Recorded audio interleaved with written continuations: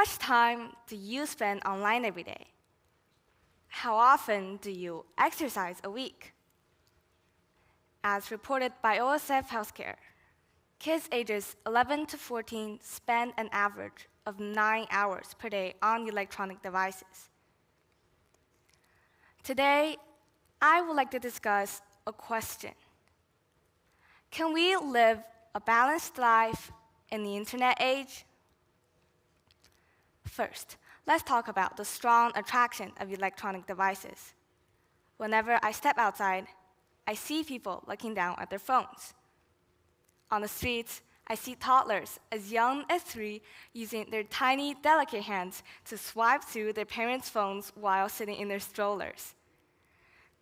In restaurants, people chat more with their phones than with the person sitting directly across from them. I have even noticed this tendency in myself. Before picking up my utensils to eat, I would always snap photos of my meals to post on social media. It has become a meme and a trend to say, "Let the phone eat first," indicating how phones and social media dominate our daily lives. So my question is, how harmful can the impact of this addiction be? Well, for me, it has made connecting with friends increasingly difficult. Whenever I text my friends, "Do you want to hang out together today?" some of them replied, "Sorry, I'm busy playing a new video game." Or some would say, "Only 2 minutes, I have to take my online math class." My other friends responded like, "I can't. My mom grounded me for looking at my phone too much." Then once, one of my neighbors finally agreed to play together. I took out my badminton racket and shuttlecock and waited excitedly. When she knocked on my door,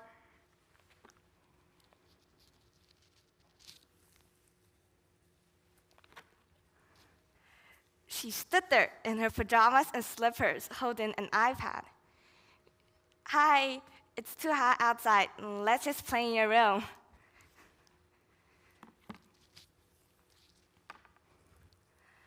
In the end, she spent the afternoon playing Minecraft in my room, and I spent the afternoon watching her.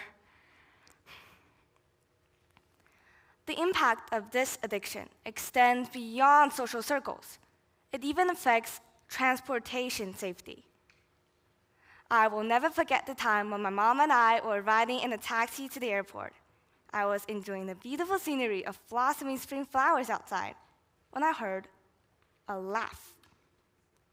I looked up and saw the taxi driver scrolling through his phone with one hand while steering with the other. Countless cars were zooming from every direction, yet his eyes were fixed on the video of a farmer harvesting corn stalk. My mom burst out, "What on earth are you doing?"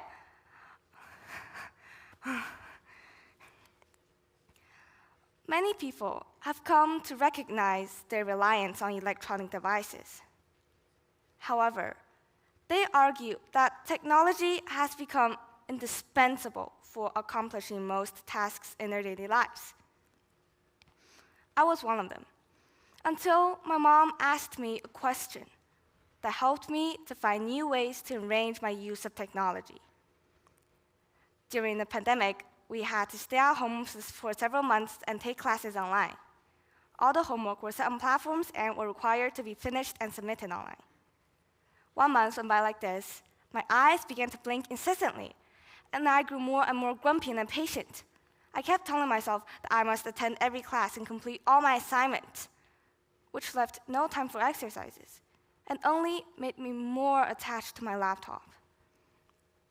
After another month, my head and eyes hurt, and I was constantly mad at my mom, who refused to let me use my computer. She knew that I needed to balance between virtual life and reality. So she simply asked, "Is there another way to do this?" Taking a step back, I came to a conclusion that not all assignments have to be digital. They can include reading books, writing on worksheets, creating posters instead of PowerPoint presentations, or even something as simple as delivering an oral speech. After I told my mom about my reflections, we emailed my teachers, explaining that I needed a break and suggested more offline homework for me to work on. As I recovered, my mom encouraged me to spend more time outdoors. She took me cycling to different parks, and we spent hours outside every day. Gradually, the tension on my face vanished, and a bright smile returned. Seeing this, my mom happily exclaimed, "My sunshine girl is finally back." From then on, whenever I want to lie on the couch and watch TV, I would ask myself, is there another way to relax? Then I will pick up a book or play badminton with my parents.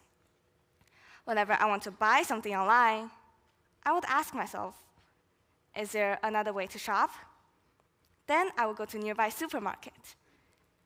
Whenever I want to search out popular restaurants, I would ask myself, is there another way to find it? Then I will call one of my local friends and ask them. And for your information, I always enjoyed the food they recommended and had a wonderful time talking to them. And now, I find myself asking this question in more and more situations. Having more than one option always makes me feel more independent and free. My life feels much more balanced now. So, how about you? Do you think there are other ways to live our lives? Do you think we can live a balanced life in the internet age?